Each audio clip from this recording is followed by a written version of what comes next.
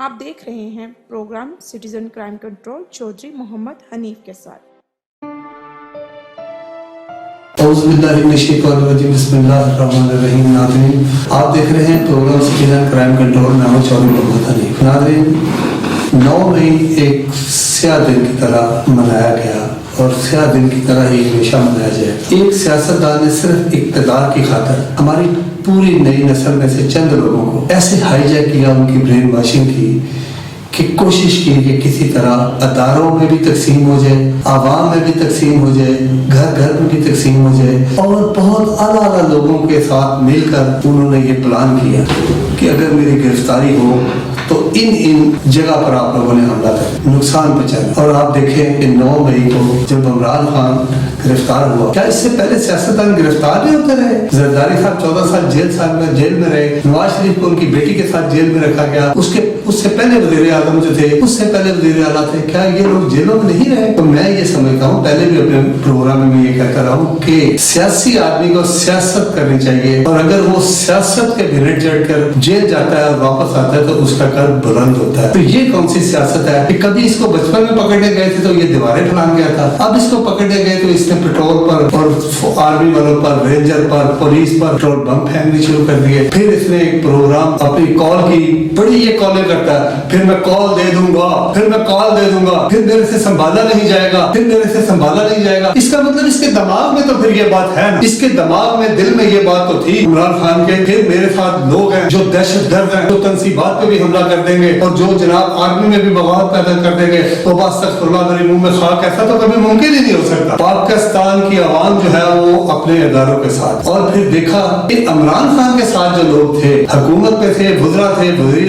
تھے، کچھ بھی تھے، وہ کہاں گئے؟ ہر ایک کے بعد دیکھ رہے ہیں، ایک دن میں 2 3 پریس کانفرنس ہوئی، انہوں نے کہا جی ہم عمران خان کے ساتھ تھے، عمران خان کے اس عمل کے ساتھ نہیں، آج لہٰذا ہم آج سے تحریک انصاف کو خیر بات کرتے ہیں۔ تو جب ایک لیڈران جو ان کے لیڈر تھے، عہدیداران تھے، انہوں نے جواب دے دیا، معذرت کر دی، تو جو عوام کے لوگ ہیں، جو عوام ہیں، جو طاقت کا سرچشمہ ہے، تو ان میں شعور نہیں ہے؟ یہ بھی ڈاکٹر ہیں، پروفیسر ہیں، پڑھے لکھے ہیں، ان کے بچے نوجوان ہیں، ان کو بھی سمجھ آ گئی کہ یہ عمران خان دشمن کے ایجنڈے پر کام کرتا تھا، اور وہی اس نے کر دکھایا جو دشمن نے 75 سال میں نہ۔ لیکن آپ دیکھیں کہ شہید جو ہے، اللہ پاک، اللہ کا رسول اور اللہ کی قرآن کتاب جو ہماری ہے، اللہ کا رسول اور قرآن میں یہ واضح طور پر ہے کہ شہید کو ہم مردہ بھی نہیں کہتے۔ اس کے ساتھ کسی قسم کی بات کرنا، اس کی نشانی کے ساتھ اس کی یادگار کو مٹانا، اس کے بارے میں کچھ کہنا تو بڑی دور کی بات ہے، ہم تو اس کو مردہ بھی نہیں کہہ سکتے اپنے اسلام کی روح سے، اللہ کے فرمان کے مطابق۔ تو ان لوگوں نے ان شہداء کی، جن کی وجہ سے آج ہم آزاد ہیں، جن کی وجہ سے ہم لوگ بالکل آزادی کا سانس لے رہے ہیں، اور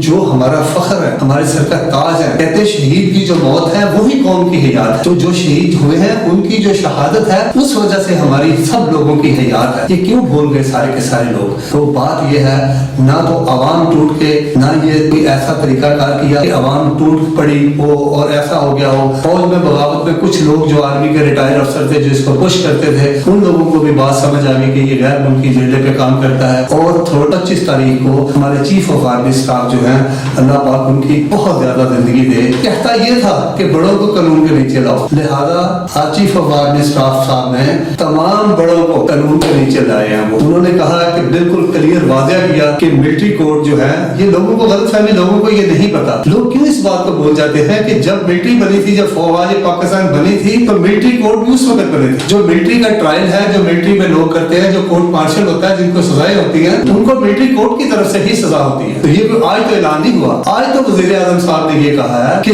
جو تنصیبات، جو ملٹری افواج پاکستان کی تنصیبات پہ جنہوں نے حملہ کیا ہے، ان کا ٹرائل جو ہے وہ ملٹری کوڈ پہ چلے گا، اور جن لوگوں نے سول بلڈنگز پر حملہ کیا ہے، سول پر کیا ہے، جنہوں نے اور لوگوں کو گھراؤ جلاؤ کیا ہے، لوگوں کے نقصانات کیے ہیں، ان کا ٹرائل جو ہے وہ سول دہشت گردی کوڈ پہ چلے گا۔ تو بات یہ ہے کہ انہوں نے 25 مئی کو پروگرام یوم شہداء منا کر اور پوری دنیا کو بتایا کہ یہ ہمارے سابقہ آرمی چیف ہیں، یہ ہم بیٹھے ہیں، یہ ہمارے ریٹائر فوجی بیٹھے ہیں، یہ شہداء کی فیملیاں بیٹھی ہیں، ان کے سر پر ہاتھ، ان کو یقین دہانی کرائی کہ آپ کی قربانی ضائع نہیں گئی، اور دوسرے لوگوں کی بھی قربانی ضائع نہیں جائے گی۔ تو میں نے پچھلے پروگرام میں کہا تھا کہ سیاستدان نظریے کے بنیاد پر کچھ لوگوں کو سڑکوں پر لا سکتے ہیں، لیکن جہاں تک افواج پاکستان کا تعلق ہے، یا ہماری آن شان کا مطلب ہے، یا ہمارے मुल्क का तलक है, तो वहां पर तो 1 साल के बच्चे से लेकर कोई बूढ़े से 90 साल का बूढ़ा भी घर में नहीं बैठेगा, वो भी रोड पे निकल आएगा। और आपने देखा कि पूरी कौम ने अफवाज पाकिस्तान के साथ यकजहती का सबूत दिया,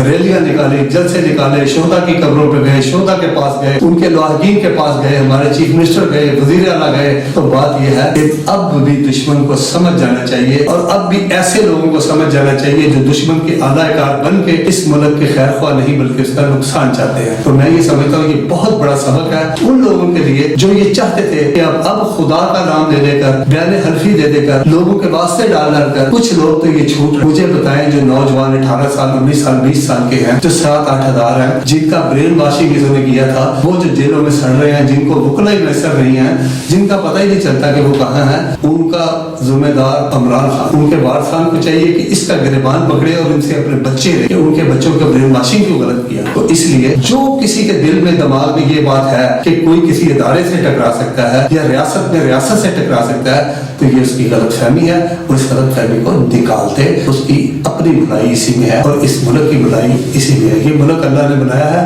हमेशा जिंदा रहेगा, अल्लाह पाक इसको सलामत रखे। नाज़रीन, आप देख रहे थे programme citizen crime control Chaudhary Mohammad Hanif के साथ।